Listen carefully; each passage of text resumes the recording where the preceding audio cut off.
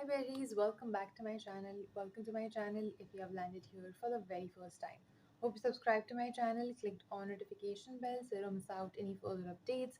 You can also follow me on my Instagram or my blog channel. दोनों के link होंगे description box में. नमस्ते, दिस इज द्विजा और कैसे हैं आप? आज हम देख रहे हैं. Hi berries, welcome back to my channel. Welcome to my channel if you have landed here for the very first time. Hope you subscribed to my channel, clicked on notification bell so you don't miss out any further updates. You can also follow me on my Instagram or my blog channel. दोनों के link होंगे description box में. नमस्ते, this is Dwija और कैसे हैं आप?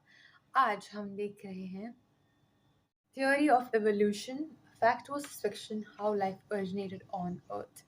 Evolution series की काफ़ी डिमांड थी, so we are doing this one first. मुझे नहीं पता कि ये फर्स्ट है या सेकंड है, but we'll still be doing like one today and दूसरा कल. तो अपने आप लिंक हो जाएगा, कोई बात नहीं. अगर ये पहला नहीं भी है तो कोई बात नहीं. चलो let's go, let's keep it. हर बार की तरह उम्मीद है वीडियो जाएगा रहेगा, हम कुछ समझेंगे और मज़ा आएगा. हम कुछ जानेंगे, समझेंगे, ज्ञान लेंगे थोड़ा. Let's go play. एवोल्यूशन सिर्फ एक थ्योरी है या फैक्ट है? हमारे Wow. सबसे पुराने पूर्वज एक्चुअली में आए कहां से? नमस्कार दोस्तों, आज से करीब 4 बिलियन साल पहले Theory लाइफ तो- की शुरुआत होती है धरती पर. बिलियंस ऑफ इयर्स एवोल्यूशन के बाद अनगिनत प्रकार के प्लांट और एनिमल स्पीशीज उभर कर आते हैं. ये सारे पेड़ पौधे, जानवर और जीव जो आप आज के दिन देखते हैं, ये सब आए एवोल्यूशन के चलते. इनमें से एक स्पीशीज होती है होमो सेपियंस की भी, यानी इंसान. लेकिन सवाल ये उठता है कि अगर इंसान बंदरों से आए तो आज के दिन भी हमें बंदर क्यों देखने को मिलते हैं? ये सारे बंदर, चिंपांजीज और गोरिल्लास ये इंसानों में इवॉल्व क्यों नहीं हो गए? ऐसे सवाल अक्सर उठाए जाते हैं लोगों के द्वारा. कुछ लोग तो एवोल्यूशन को ही नकार देते हैं, कहते हैं कि ये झूठ है. आखिर कितनी सच्चाई है इस एवोल्यूशन की थ्योरी में? ये थ्योरी है या फैक्ट भी है? और कैसे ये अलग अलग प्रकार के जीव इवॉल्व किए? आइए जानते हैं आज के इस वीडियो में.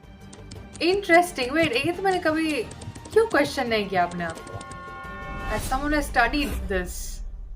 शुरुआत से ही दोस्तों सबसे बड़े मिसकंसेप्शन को क्लियर कर देते हैं. एवोल्यूशन की थ्योरी कभी ये नहीं कहती कि बंदर इंसान बन गए, बल्कि ये कहा जाता है कि सारे चिंपांजीज, गोरिल्लास, बंदरों और इंसानों के पूर्वज एक ही रहे हैं और वो पूर्वज आज के दिन जिंदा नहीं है. एवोल्यूशन को अगर आप विजुअलाइज करना चाहते हैं तो एक पेड़ इमेजिन कीजिए. एक पेड़ की शुरुआत होती है सिर्फ एक स्टेम से, फिर ऊपर जाके टहनियां बनती हैं, उन टहनियों से और छोटी छोटी टहनियां बनती हैं. ऐसे ही आगे चलते रहे तो जो टिप आप देखोगे इस पेड़ की, एंड पॉइंट जो है वो आज के दिन मौजूद सारे जिंदा जीव हैं. लेकिन एक सवाल आपके दिमाग में अभी भी आएगा कि ये जो हमारे पूर्वज थे, इनमें से कुछ इंसान बन गए और कुछ चिंपांजी बने, कुछ बंदर बने. ऐसा क्यों हुआ? इसका जवाब वीडियो में आगे आप समझेंगे. साल 1859 में चार्ल्स डार्विन ने अपनी ऐतिहासिक किताब लिखी थी on the origin of species. इस किताब में उन्होंने थ्योरी ऑफ नेचुरल सिलेक्शन की बात करी थी. अब थ्योरी ऑफ नेचुरल सिलेक्शन सुनकर आपको लगेगा कि कोई बड़ी मिस्टिकल सी चीज हो रही है, सभी जीव में कोई इनर इंजीनियरिंग चलने लग रही है. लेकिन ऐसा कुछ नहीं है. बड़ा सिंपल फंडा है. जब भी रिप्रोडक्शन होती है, इंसानों में, जानवरों में, पेड़ पौधों में, जीन्स जो है वो एक से दूसरे जीव में जाती हैं. हमारी जीन्स बच्चों में पास ऑन होती हैं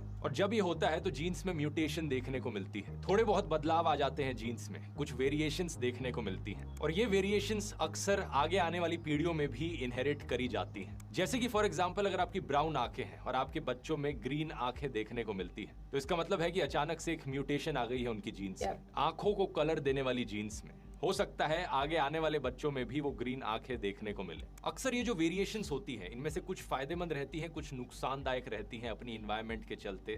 तो कुछ सरवाइव कर पाती हैं, कुछ डाई आउट हो जाती हैं. इसी प्रोसेस को कहा जाता है नेचुरल सिलेक्शन. फॉर एग्जाम्पल मान लो कि एक मेंढक है जो ब्राउन कलर का है, एक जंगल में रहता है. इसके 5 बच्चे होते हैं, 5 में से 4 ब्राउन कलर के होते हैं, एक ग्रीन कलर का होता है. ये ग्रीन कलर का मेंढक बड़े अच्छे से डिस्गाइज कर पाता है, अपने आप को कैमोफ्लेज कर पाता है ग्रीन कलर के पेड़ पौधों के बीच में. इसके चलते इसे एक एडवांटेज मिलता है. एक दिन एक सांप आकर ब्राउन कलर के मेंढकों को खा जाता है क्योंकि वो आसानी से दिख पाते हैं. लेकिन ये ग्रीन कलर का मेंढक दिख नहीं पाता, बच जाता है और आने वाली पीढ़ी अब इसकी ग्रीन कलर की होती है. कुछ इसी तरीके से मोटे मोटे तौर पर थ्योरी ऑफ नेचुरल सिलेक्शन काम करती है. यहाँ पर एक टर्म को यूज किया जाता है, सर्वाइवल ऑफ द फिटेस्ट. कई मोटिवेशनल स्पीकर्स इस टर्म का मिस यूज करते हैं ये कहकर कि जो फिजिकली फिट लोग हैं सिर्फ वही सर्वाइव कर पाएंगे. लोग इमेजिन करते हैं कि जिसके बाइसेप्स बड़े बड़े होंगे, ट्राइसेप्स होंगे, सिक्स पैक एब्स होंगी, उन्हीं ट्रेड्स का यहाँ पर सर्वाइवल देखने को मिलेगा according to theory of natural selection. लेकिन ये कहना एक्चुअली में गलत होगा। फिट का मतलब यहाँ पर सबसे बड़ा, सबसे ताकतवर बनना नहीं है। चार्ल्स डार्विन के अकॉर्डिंग फिट का मतलब है जो भी अपनी आसपास की इन्वायरमेंट में सबसे अच्छे से फिट हो पाए। और इन्वायरमेंट का मतलब यहाँ पर सिर्फ अपने आसपास का क्लाइमेट और तापमान नहीं है, बल्कि अपने आसपास के रहने वाले प्लांट्स और एनिमल स्पीशीज भी हैं। एक सिचुएशन में कौन कितना अच्छे से फिट हो पा रहा है। इसलिए क्या फिट है क्या नहीं, ये टाइम के साथ साथ बदलता भी रह सकता है। डायनासोर्स के समय में कुछ डायनासोर्स इवॉल्व किए नेचुरल सिलेक्शन की वजह से कि उनका साइज बड़ा हो जाए, बाकी और प्रेडेटर से उनका बचना आसान हो जाएगा अगर वो बड़े होंगे तो। लेकिन दूसरी तरफ जब कहीं पर खाने की कमी देखने को मिली तो फिट होने का मतलब था अपना साइज छोटा करना, ताकि आपकी खाने की रिक्वायरमेंट कम हो सके। इसलिए कुछ का एवोल्यूशन हुआ कि वो डायनासोर साइज में छोटे हो जाएं।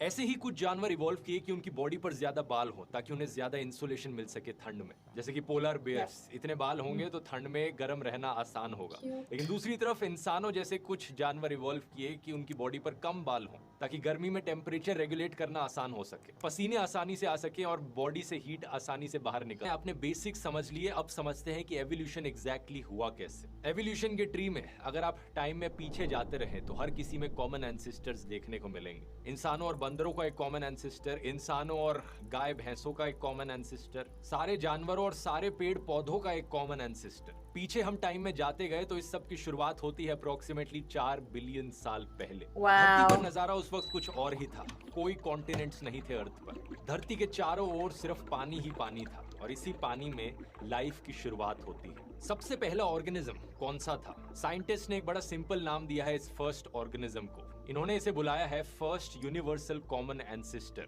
शॉर्ट फॉर्म में हो गया FUCA। उस वक्त कोई जीन्स नहीं थी, कोई DNA नहीं था, बस कुछ फ्री फ्लोटिंग न्यूक्लियोटाइड्स थे जो एक RNA में असेंबल हो गए। इस RNA ने एक मॉलिक्यूल बनाया PTC नाम से और ये सेल्फ ऑर्गेनाइज कर गया, जिससे ये फूका बना। हम सबका ये पहला एंसेस्टर एक सेल भी नहीं था। आज के दिन हम एक सेल को बिल्डिंग ब्लॉक ऑफ लाइफ कहते हैं, लेकिन अगर ये फूका सेल भी नहीं था तो क्या ये एक जिंदा चीज भी थी? ये लिविंग था या नॉन लिविंग था? इमेजिन करना बड़ा मुश्किल है, लेकिन एक वायरस को इमेजिन करो। एक वायरस को ना तो लिविंग कहा जाता है ना नॉन लिविंग कहा जाता है। अपने आप में वायरस ग्रो या रिप्रोड्यूस नहीं कर सकता जब तक ये किसी होस्ट की बॉडी में ना हो। कुछ ऐसा ही इमेजिन कर लो। यहाँ पर मैं ज्यादा टेक्निकल डिटेल्स में नहीं जाऊंगा, क्योंकि इस शुरुआत के हिस्से पर अपना एक अलग वीडियो बन सकता है कि कैसे शुरुआत में सिर्फ कुछ एलिमेंट्स मौजूद थे जो न्यूक्लियोटाइड्स बने, फिर उनसे RNA बना। अगर आप चाहते हैं कि इस पर एक सेपरेट वीडियो बनाऊं मैं, तो आप कमेंट्स में बता सकते हैं। अभी हम आगे बढ़ते हैं। 3.8 बिलियन ईयर्स पहले फूका इवॉल्व कर जाता है एक यूनिसेल्युलर ऑर्गेनिज्म में। इसे हम बुलाते हैं लूका, लास्ट यूनिवर्सल कॉमन एंसेस्टर। यानी जितनी भी लिविंग थिंग्स हैं धरती पर, पेड़ पौधे, जानवर, बैक्टीरिया, फंगाई, इन सब का एक कॉमन एंसेस्टर था जो कि लूका है। साइंटिस्ट मानते हैं कि एक प्रोकैरियोटिक माइक्रोब रहा होगा जिसमें एक सेल मेम्ब्रेन भी था। प्रोकैरियोट्स और यूकैरियोट्स में क्या फर्क है ये आपने स्कूल में पढ़ा होगा। यूकैरियोट्स के सेल में एक प्रॉपर न्यूक्लियस होता है, प्रोकैरियोट्स में कोई प्रॉपर न्यूक्लियस नहीं होता। बहुत साल हो गए, बट अंदाजा लगाया कि इस लूका में करीब 355 जीन्स थी और ये 355 जीन्स हमें आज के दिन हर ऑर्गेनिज्म में देखने को मिलती हैं जो चीज जिंदा है धरती पर। ये एक बड़ी ही नई डिस्कवरी है। सिर्फ जुलाई 2016 में ही साइंटिस्ट ने इस चीज का पता लगाया था। यूनिवर्सिटी ऑफ डुसेल्डोर्फ के विलियम मार्टिन ने ये डिस्कवरी करी। इस डिस्कवरी से 4 महीने पहले साइंटिस्ट ने सबसे छोटा सिंथेटिक सेल बनाया जो अपने आप में सरवाइव कर सकता है और रिप्रोड्यूस कर सकता है, एक लेबोरेटरी में। उस सेल में 473 जीन्स थी, लेकिन लूका में तो इससे भी कम जीन्स थी, 355। इसलिए लूका को भी हाफ अलाइव ही क्लासिफाई किया जाता है कि प्रॉपरली लिविंग नहीं था वो। साइंटिस्ट का मानना है कि जो वायरसेस हम आज के दिन देखते हैं उनका एवोल्यूशन या तो लूका के पहले शुरू हुआ होगा या तो लूका के साथ वायरसेस ने को इवॉल्व करना शुरू किया होगा, क्योंकि शुरुआत से ही वायरसेस ने एक बहुत इंपॉर्टेंट रोल निभाया है एवोल्यूशन में। इवन दो कोविड-19 वाला वायरस एक कलंक रहा वायरस की फैमिली पर, लेकिन हमारे आज के दिन जिंदा रहने के लिए सबको किसी न किसी प्रकार के वायरसेस की जरूरत है जिंदा रहने के लिए। पर आए तो लूका का रिप्रोडक्शन हमें देखने को मिला सेल डिवीजन के द्वारा, और काफी मिलियंस ऑफ सालों बाद एवोल्यूशन हुआ जब लूका 2 में ब्रांच आउट कर गया। बैक्टीरिया और आर्किया, ये दोनों माइक्रो ऑर्गेनिजम्स हैं जो एक दूसरे से काफी सिमिलर हैं। बस फर्क ये है कि सेल वॉल और प्लाज्मा मेम्ब्रेन के मामले में इन दोनों में थोड़ा सा फर्क है। कई बिलियन साल आगे चले तो एक बड़ा खास किस्म का बैक्टीरिया उभर कर आता है एवोल्यूशन के चलते, साइनोबैक्टीरिया। ये साइनो। पहला बैक्टीरिया होता है जो फोटोसिंथेसिस कर पाता है, यानी धूप का इस्तेमाल करके एनर्जी जनरेट करना। इसमें पानी को भी एक फ्यूल की तरह इस्तेमाल किया जाता है और एंड प्रोडक्ट यहाँ पर निकलता है ऑक्सीजन। तो जब ढेरों ऐसे साइनोबैक्टीरिया समुद्र में मौजूद होते हैं, फोटोसिंथेसिस कर रहे होते हैं, तो बहुत सारी ऑक्सीजन हवा में रिलीज होती है। इस इवेंट को बुलाया जाता है द ग्रेट ऑक्सीजनेशन इवेंट, और इसी के बाद ही धरती के एटमॉस्फेयर में ऑक्सीजन की मात्रा बहुत ज्यादा देखने को मिलती है। ये इवेंट हुआ था आज से करीब 2.2 बिलियन ईयर्स पहले। तो एवोल्यूशन होती है यहाँ पर डीएनए को और स्ट्रॉन्ग और प्रोटेक्टेड बनाने की कोशिश करी जाती है, और इसी के चलते सेल में एक न्यूक्लियस की फॉर्मेशन होती है। सेल के अंदर एक जगह पर डीएनए को रखा जाता है ताकि उसे प्रोटेक्ट किया जा सके। दूसरा, कई मिलियंस ऑफ ईयर्स बाद हमें न्यूक्लियस के बाहर का जो एरिया था, साइटोप्लाज्म, वहां पे भी एवोल्यूशन देखने को मिलती है। कुछ टाइप का साइनोबैक्टीरिया क्लोरोप्लास्ट में बदल जाता है। यही कारण है कि सारे पेड़ पौधे आज के दिन फोटोसिंथेसिस कर पाते हैं, और यहां से जन्म होता है प्लांट किंगडम का।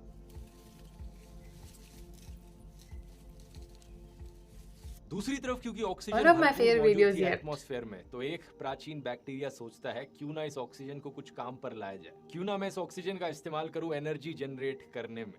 और यहाँ शुरुआत होती है एरोबिक रेस्पिरेशन की। ये बैक्टीरिया जाकर एक और आर्किया के अंदर डेवलप होना शुरू होता है, और यहाँ जन्म होता है माइटोकॉन्ड्रिया का, जिसे हम आज के दिन बुलाते हैं as the power house of a cell. सारे यूकैरियोट्स में एक बड़ा ही इंपॉर्टेंट एलिमेंट। आगे चलकर ये यूकैरियोट्स 3 और सब ब्रांचेस में स्प्लिट हो जाते हैं, एनिमल किंगडम, फंगाई किंगडम और एल्गी किंगडम। एल्गी किंगडम को प्रोटिस्टा भी बुलाया जाता है। यहाँ आप विजुअलाइज कर सकते हो कि हमारा ट्री ऑफ लाइफ जन्म ले रहा है। पहले 3 ब्रांचेस हैं, बैक्टीरिया, यूकैरिया और आर्किया, और फिर ये यूकैरिया के ब्रांचेस निकलते हैं प्लांट्स, एनिमल्स, फंगाई और एल्गी। साइंटिस्ट के बीच में अभी भी ये चर्चा का मुद्दा है कि आर्किया से यूकैरियोट्स निकले या फिर आर्किया और यूकैरियोट्स 2 सेपरेट ब्रांचेस हैं जिनका एक कॉमन एंसेस्टर था। ये सब सुनकर एक चीज आपके दिमाग में आ रही होगी दोस्तों कि भाई कहाँ हमने बंदरों से इंसानों के बनने की बात करी थी और यहाँ हम बैक्टीरिया और माइक्रो ऑर्गेनिजम्स पर ही लगे हुए हैं। कहाँ कुछ लोगों को शर्म आती है कि इंसान बंदरों से रिलेटेड है और यहाँ तो हम बैक्टीरिया से आगे नहीं बढ़े हैं।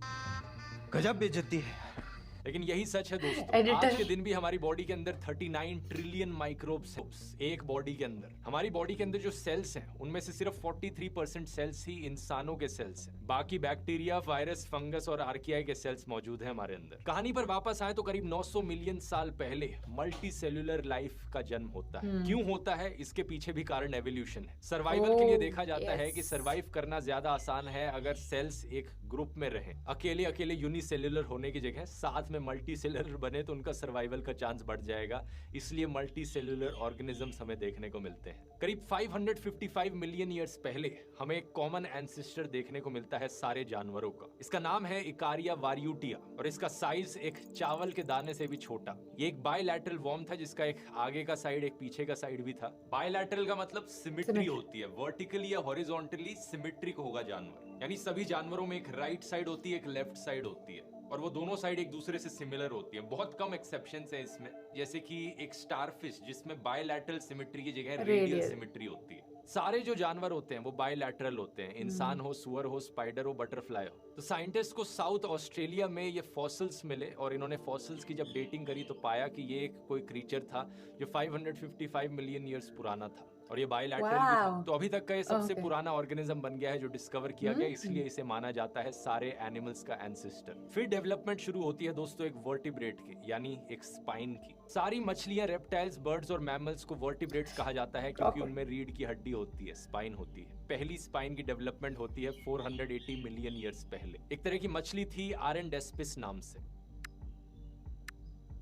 फिर डेवलपमेंट शुरू होती है 4 पैरों की। जिन जिन जानवरों में 4 पैर होते हैं उन्हें टेट्रापॉड्स बुलाया जाता है और ये डेवलपमेंट भी पानी के अंदर ही होती है। अभी तक हम इस कहानी में जमीन पर नहीं आए हैं। 375 मिलियन ईयर्स पहले ये मछली पाई जाती है जिसे नाम दिया गया है यूस्थेनोप्टेरॉन। ये करीब 6 फीट लंबी मछली जिसका जबड़ा बहुत ताकतवर था, दांत बहुत नोकीले थे और इसे कनेक्शन बताया जाता है आज के दिन सारी मछलियों और लैंड वर्टिब्रेट्स के बीच में। फिर एक दिन एक मछली कहती है डर के आगे जीत है और वो पानी से जमीन पर मूव हो जाती है। मजाक कर रहा हूँ, असली में एवोल्यूशन ऐसे काम नहीं करती। इस जानवर को देखिए, इसका नाम है टिकटालिक रोजे। इसे साल 2004 में डिस्कवर किया गया था। इसके बड़े 4 फिन्स सपोर्ट कर पाए कि ये जमीन पर रह पाए। रियलिस्टिकली हुआ क्या होगा, ये जानवर शैलो समुद्र में रहता होगा, कई बार क्लाइमेट चेंजेस की वजह से समुद्र पीछे चला गया और इसे जमीन पर मजबूरन आना पड़ा और सरवाइव कर पाया है वहां पर। Looks इसकी like स्कल crocs. क्रोकोडाइल जैसी थी तो ये बाइट हाँ। करके खाना खा सकता था, लेकिन इसका मतलब ये नहीं है कि सारे ऑर्गेनिजम्स ने पानी से जमीन पे मूव कर दिया। एवोल्यूशन कभी भी लीनियर प्रोग्रेशन नहीं होती, मतलब एवोल्यूशन किसी एक डायरेक्शन में Right. नहीं चलती रहती। एवोल्यूशन हर डायरेक्शन में हो सकती है। इसी टिकटालिक की एक रिलेटिव थी ये मछली, कीकीटानिया वाकी। इसके बारे में माना जाता है कि कुछ समय के लिए जमीन पर आई, कंडीशन से अडेप्ट नहीं कर पाई, वापस समुद्र के अंदर चली गई रहने। ऐसे ही कुछ ऑर्गेनिजम्स जमीन पर आए लेकिन वो वापस समुद्र के अंदर चले गए इवॉल्व होने। इसका एक बड़ा अच्छा एग्जांपल है वेल्स और डॉल्फिन्स। वेल्स और Correct. डॉल्फिन्स मैमल्स हैं, यानी Yeah. इंसानों से ज्यादा रिलेटेड है एज कम्पेयर टू मछलियों से। मछलियों की तरह वो पानी के अंदर सांस भी नहीं ले सकती, उन्हें पानी से ऊपर आना पड़ता है सांस लेने के लिए। I'm seriously. इसका मतलब है कि One of डॉल्फिन्स my और favorite इंसानों का videos. एक कॉमन एंसेस्टर रहा होगा जो जमीन पर रहता था, और उस एंसेस्टर के कुछ इंडिविजुअल जमीन पर रह गए, कुछ समुद्र में वापस चले गए। कहानी में आगे बढ़े तो करीब 368 मिलियन ईयर्स पहले एम्फीबियंस की डेवलपमेंट शुरू होती है। एम्फीबियंस यानी मेंढक और सैलामेंडर्स जैसे जीव जो पानी में भी रह सकते हैं, Yeah. जमीन पर भी रह Both. सकते हैं। फिर एवोल्यूशन होती है रेप्टाइल्स की, सांप, टर्टल्स, एलिगेटर्स, क्रोकोडाइल्स, लिजर्ड्स। इसी ब्रांच से आगे जाकर डायनासोर्स भी आते हैं। डायनासोर्स आने लगते हैं करीब 230 मिलियन ईयर्स पहले, और इनकी एवोल्यूशन की कहानी अगर आप डिटेल में जानना चाहते हैं तो मैंने डायनासोर्स वाले वीडियो में इसकी बात करी थी। कब पहले I wanna see dinosaurs this. Evolve होने शुरू हुए थे और कब जाकर वो खत्म हुए थे। इसका लिंक मैं नीचे डिस्क्रिप्शन में डाल दूंगा, ये वीडियो नहीं देखा है तो। आगे चले 225 मिलियन ईयर्स पहले हमें 20 सेंटीमीटर लंबा चूहे जैसा दिखने वाला जानवर देखने को मिलता है, जिसे नाम दिया गया है ब्राजिलोडोन क्वाड्रैंगुलरिस। इसे अब दुनिया का ओल्डेस्ट मैमल माना जाता है, और ये डिस्कवरी दोस्तों सिर्फ पिछले साल हुई थी। इससे पहले साइंटिस्ट को लगता था कि दुनिया का सबसे पुराना मैमल है 3 years. मोरगानोकोडोन, जो कि कुछ ऐसा दिखता था। ये 205 मिलियन ईयर्स पहले एग्जिस्ट करता था। इंटरेस्टिंग बात यह है कि ये अंडे दिया करता था। मैमल्स, जैसा कि हम सब जानते हैं, एक ऐसे प्रकार के जानवर हैं जिनके बच्चे माँ का दूध पीते हैं। इंसान, बंदर, कुत्ते, बिल्लियां, टाइगर, शेर, ये सारे मैमल्स होते हैं। और नॉर्मली मैमल्स अंडे नहीं देते, लेकिन एक्सेप्शनल तौर पर जो मैमल्स अंडे देते हैं उन्हें मोनोट्रीम्स कहा जाता है। आज के दिन 5 मोनोट्रीम्स की स्पीशीज जिंदा हैं, जिनमें से एक है प्लैटिपस। प्लैटिपस के 120 मिलियन साल पुराने फॉसिल्स भी पाए गए हैं। वो फॉसिल्स आज के दिन के प्लैटिपस से ज्यादा अलग नहीं थे, थोड़े बहुत ही चेंजेस थे। इसलिए प्लैटिपस को one of the most primitive animals माना जाता है जो आज के दिन जिंदा है। अब मोनोट्रीम्स के अलावा 2 और ब्रांचेस है मैमल्स में, एक है प्लेसेंटल्स की और एक है मार्सुपियल्स की। प्लेसेंटल मैमल्स वो जानवर जिनकी माँ की यूटरस में बच्चा बड़ा होता है, जैसे कि इंसान। और मार्सुपियल्स वो जानवर जिनकी माँ के पाउच में बच्चा बड़ा होता है, जैसे कि कैंगरूज और कोआलास। तो बेसिकली 3 अलग अलग तरीके हो गए बच्चे को नर्चर करने के इन 3 ब्रांचेस ऑफ मैमल्स में। एक है अंडा देना, दूसरा वूम के अंदर नर्चर करना, और तीसरा पाउच के अंदर। लेकिन ये तीनों मैमल्स की कैटेगरी में आते हैं क्योंकि जो बच्चे होते हैं वो माँ का दूध पीते हैं। मोनोट्रीम्स का बाकी और मैमल से डाइवर्जन हुआ 166 मिलियन ईयर्स पहले। फिर आगे चलकर 125 मिलियन ईयर्स पहले मार्सुपियल्स और प्लेसेंटल मैमल्स भी अलग दिशा में इवॉल्व करने लगे। आज से करीब 40 मिलियन ईयर्स साल पहले तक साउथ अमेरिका, एंटार्क्टिका और ऑस्ट्रेलिया कॉन्टिनेंट्स एक दूसरे से जुड़े हुए थे। तो जब मार्सुपियल्स का एवोल्यूशन हुआ, ये इन तीनों कॉन्टिनेंट्स में स्प्रेड हुए। उस वक्त एंटार्क्टिका में कोई आइस नहीं होती थी, एंटार्क्टिका में भी एक फॉरेस्ट हुआ करता था। और आज के दिन जब ये कॉन्टिनेंट्स एक दूसरे से अलग हो चुके हैं, हमें मार्सुपियल्स इन तीनों कॉन्टिनेंट्स में ही देखने को मिलते हैं, और सबसे ज्यादा मार्सुपियल्स ऑस्ट्रेलिया में ही पाए जाते हैं। साउथ अमेरिका में वो बाकी मैमल्स के साथ compete करके फिट नहीं हो पाए सिचुएशन में, लेकिन ऑस्ट्रेलिया में उनका कंपटीशन नहीं था बाकी मैमल्स के साथ, इसलिए आज के दिन कैंगरूज और कोआला जैसे जानवर हमें सिर्फ ऑस्ट्रेलिया में देखने को मिलते हैं। प्लेसेंटल मैमल्स का सबसे पुराना फॉसिल पाया गया था नॉर्थ ईस्ट चाइना में, जिसे डेट किया गया 125 मिलियन ईयर्स पहले। इस जानवर का नाम इयोमाइया। हालांकि 2013 की स्टडी में साइंटिस्ट ने इस चीज को काउंटर किया था, ये कहते हुए कि इस जानवर में वो सारे फीचर्स नहीं थे जो आज के दिन बाकी प्लेसेंटल मैमल्स में देखने को मिलते हैं। माउरीन ओलेरी और उनके को रिसर्चर्स ने इस चीज को काउंटर किया और कहा कि एक्चुअली में पहला प्लेसेंटल मैमल सिर्फ 65 मिलियन ईयर्स पहले ही पाया गया था, और वो जानवर कुछ ऐसा दिखता था, और भी ज्यादा चूहे जैसा दिखता था। अब हम टाइमलाइन के सबसे इंटरेस्टिंग पार्ट पर आ रहे हैं, क्योंकि इस समय पर डायनासोर्स का एक्सटिंक्शन हो चुका था। एस्ट्रॉइड्स ने सारे डायनासोर्स को खत्म कर दिया, लेकिन इसका मतलब ये था कि मैमल्स को उभर कर आने का चांस मिला।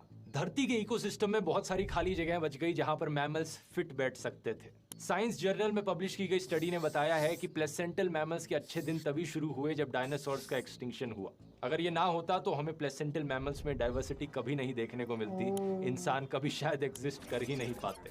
करीब 40 मिलियन ईयर्स पहले इंडियन कॉन्टिनेंटल प्लेट जाकर एशिया से टकरा जाती है, जिसकी वजह से हिमालय की पहाड़ियों की फॉर्मेशन होती है। इसी समय प्लेसेंटल मैमल्स अलग अलग ब्रांचेस में बढ़ जाते हैं। एक ऐसी ही ब्रांच होती है अंग्युलेट्स की, वो मैमल्स जिनके पैरों में हूव्स देखने को मिलते हैं। गाय, भैंस, सुअर, बकरी, कैमल, डियर, हिप्पोपोटामस सब इस कैटेगरी में आते हैं। ये ब्रांच आगे जाकर इवन टोड और ऑड टोड अंग्युलेट्स में डिवाइड हो जाती है। वो जानवर जिनके पैरों पे इवन नंबर ऑफ टोज हैं और वो जानवर जिनके पैरों पर ऑड नंबर ऑफ टोज हैं। ऑड की कैटेगरी में आते हैं गधे, घोड़े, ज़ीब्रास और राइनोसोरस। बाकी जो मैंने एग्जांपल्स बताए थे वो इवन की कैटेगरी में आए। इनके अलावा एक ब्रांच बनती है कार्निवोरा ऑर्डर की, कार्निवोरस प्लेसेंटल मैमल्स।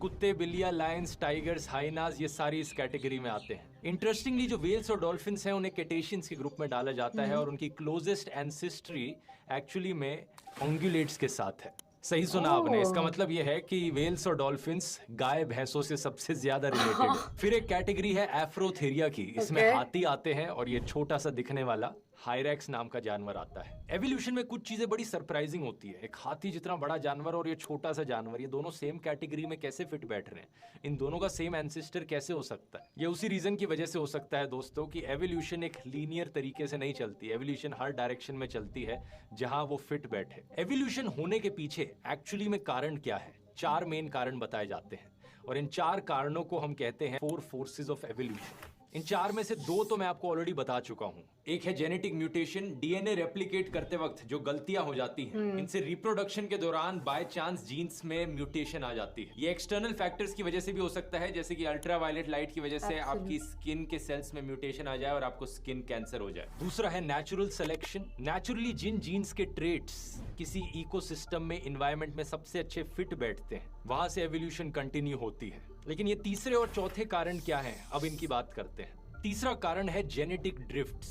इसे एक बेसिकली बड़े धमाके की तरह समझो एनवायरनमेंट में, जिससे सब बदल जाता है। कोई बड़ा डिस्ट्रप्टिव इवेंट, मान लो एक जानवर की एक स्पेसिफिक स्पीशीज है जो एक स्पेसिफिक आइलैंड पर ही पाई जाती है और उस आइलैंड पर वोल्केनो फूट जाता है, सब खत्म हो जाता है, तो वो एनिमल खत्म हो जाएगा। लेकिन अगर उस एनिमल की कोई सब स्पीशीज एक पास के बगल के आइलैंड पर मौजूद थी, तो वोल्केनिक डिजास्टर के बाद अब उस सब स्पीशीज को मौका मिल जाएगा फैलने का और आने वाले टाइम में वो सब स्पीशीज ही हर जगह मौजूद दिखेगी। इस तरीके के इवेंट को बॉटल नेक इफेक्ट टाइप कहा जाता है जेनेटिक ड्रिफ्ट का। ऐसा अमेरिका में हुआ था आज से कई 100 साल पहले। नॉर्थ अमेरिकन बाइसन अमेरिका में हर जगह पाया जाता था, लेकिन इंसानों ने इसकी हंटिंग करके इसे ऑलमोस्ट खत्म कर दिया, ये एक्सटिंक्ट हो गया। लेकिन इसकी एक सब स्पीशीज प्लेन्स बाइसन नाम से अमेरिका के एक नेशनल पार्क में बची रहेगी। जब बाद में कंजर्वेशन प्रोग्राम शुरू किए गए इसे बचाने के, तो इसकी पॉपुलेशन जब दोबारा से रीग्रो करी तो सारी जो पॉपुलेशन आई वो इस सब स्पीशीज से ही आई। ये एक बॉटल नेक इवेंट हो गया जिसकी वजह से हमें जेनेटिक ड्रिफ्ट देखने को मिली और आज के दिन जितनी भी बाइसन्स है अमेरिका में, वो सारी इस प्लेन्स बाइसन की सब स्पीशीज की हैं और वो सारी बाइसन्स कुछ 100 एंसेस्टर्स से आई हैं। जो 100 बाइसन्स जिंदा बच गई थी एक येलोस्टोन नेशनल पार्क में बाय चांस। एक दूसरे टाइप का जेनेटिक ड्रिफ्ट हो सकता है फाउंडर इफेक्ट। किसी जानवर की एक छोटी सी पॉपुलेशन अगर आइसोलेट हो जाती है और फिर एक जगह पर जाकर रिप्रोड्यूस करती है, इसका इंसानों में ही एक बढ़िया एग्जाम्पल देखने को मिलता है एमिश लोग। एमिश अमेरिका और कनाडा में रहने वाले लोगों की एक छोटी सी कम्युनिटी है। इनकी पॉपुलेशन करीब 2.5 लाख है और ये वो लोग हैं जिनके एंसेस्टर्स जर्मनी, स्विट्जरलैंड से आए थे करीब 200 साल पहले। इंटरेस्टिंग बात यह है कि जो लोग आए थे अमेरिका और कनाडा में वो करीब 200 लोग थे, लेकिन ये कम्युनिटी इतनी कंजर्वेटिव थी कि इन्होंने कभी बाहर के लोगों से शादी ही नहीं करी, अपने आप के अंदर ही इंटरमैरी करते रहे, जिसका नतीजा ये हुआ कि आज जो 2.5 लाख लोगों की पॉपुलेशन है एमिश लोगों की, उन सब के एंसेस्टर्स ये 200 लोग हैं। कुछ रेसिस्ट लोग कहेंगे कि ये तो बड़ी अच्छी चीज है कि अपने अंदर ही शादी कर रहे थे, लेकिन चार्ल्स डार्विन का कहना है कि ये जीन डाइवर्सिटी इतनी कम करना अच्छी चीज नहीं होती। इनके 200 ओरिजिनल फाउंडर्स में से एक ऐसा इंसान था जिसके अंदर एक रिसेसिव जीन थी जिससे एलिस वैन क्रेवेट सिंड्रोम होता है। ये एक ऐसी बीमारी जिससे आपके हाथ पैर छोटे हो जाते हैं और ज्यादा उंगलियां होती हैं आपके हाथों पर। क्योंकि अपने आप में ही इंटरमैरी करते रहे, ये रिसेसिव जीन भी उभर कर आ गई और एवोल्यूशन के चलते आज के दिन दुनिया भर में किसी भी और प्रकार के लोगों से ज्यादा एमिश लोगों में ही ये बीमारी देखने को मिलती है। तो एवोल्यूशन के पर्सपेक्टिव से देखा जाए ये अच्छा होता है अगर जीन डाइवर्सिटी ज्यादा देखने को मिले, अलग अलग प्रकार की वैरायटी ऑफ जीन्स में इंटरमिक्सिंग देखने को मिले। अब आते हैं चौथे कारण पर जो कि है जीन फ्लो। ये जेनेटिक ड्रिफ्ट से काफी मिलता जुलता है, लेकिन इसमें क्या होता है कि एक पॉपुलेशन माइग्रेट करती है दूसरी पॉपुलेशन की तरफ और उनमें मिक्सिंग देखने को मिलती है। इसका एक बढ़िया एग्जाम्पल है अफ्रीका के मलेरिया के मॉस्किटो में इंसेक्टिसाइड रेजिस्टेंस की जीन पाया जाना। ये रेजिस्टेंस की जीन पहले किसी और प्रकार के मच्छर में पाई गई थी, लेकिन जब उस मच्छर की पॉपुलेशन आके इस मच्छर से इंटरेक्ट करी तो इंसेक्टिसाइड रेजिस्टेंस इन मच्छरों में भी देखने को मिली। एक सवाल आपके मन में यहाँ पर आएगा कि एवोल्यूशन की टाइमलाइन क्या होती है, एवोल्यूशन कितनी तेज या कितनी धीरे होती है। इसका कोई कॉन्क्रीट आंसर नहीं है, ये स्पीशीज टू स्पीशीज डिपेंड करता है। एवोल्यूशन को होने में कई लाखों साल का समय भी लग सकता है, जैसा कि हमने मैमल्स के केस में देखा, लेकिन दूसरी तरफ ये 1-2 साल के अंदर भी हो सकती है। इसका एक बढ़िया एग्जाम्पल है कोरोना वायरस। SARS-CoV-2 वायरस जो था उसमें ही कितनी म्यूटेशंस हमने देख ली हैं जब से कोविड-19 पैंडेमिक शुरू हुआ। कभी डेल्टा वेरिएंट तो कभी ओमिक्रॉन वेरिएंट। ये एवोल्यूशन नहीं तो और क्या हो रहा है। इसीलिए ये बड़ी हैरानी की बात है कि आज के दिन भी कुछ लोग एवोल्यूशन को सच मानते नहीं है। एवोल्यूशन सिर्फ एक थ्योरी ही नहीं बल्कि एक फैक्ट भी है। जब हम थ्योरी शब्द का प्रयोग करते हैं यहाँ पर, उसका मतलब है एक साइंटिफिक थ्योरी। एक साइंटिफिक थ्योरी तभी बनाई जाती है जब हमारे पास भरपूर एविडेंस यहाँ मौजूद हो। एल्बर्ट आइंस्टाइन की theory of special relativity, theory of big bang और थ्योरी ऑफ एवोल्यूशन, ये सब थ्योरीज हैं, लेकिन ये सारी चीजें फैक्ट भी हैं। इस पूरे वीडियो में आपने देखा कि कितना एविडेंस है जो एवोल्यूशन को प्रूफ करता है, लेकिन इसे काउंटर करने के लिए ऐसा कोई भी एविडेंस नहीं है जो साबित कर पाए कि एवोल्यूशन सच नहीं है। एस्टिमेट किया जाता है कि आज के दिन करीब 97% साइंटिस्ट का मानना है कि एवोल्यूशन एक सच्चाई है। जो हुआ उस सब की एक्सप्लेनेशन हमारे पास मौजूद है। ये बड़े शर्म की बात है कि कुछ पॉलिटिशियंस हैं हमारी सरकार में जो इस पर यकीन नहीं करते और जो चाहते हैं कि इसे स्कूल के सिलेबस से बाहर कर दिया जाए। लेकिन इतना सारा सबूत सुनने के बाद कोई भी समझदार आदमी एवोल्यूशन को गलत नहीं कहेगा। हमारी कहानी का आखिरी भाग है प्राइमेट्स की एवोल्यूशन।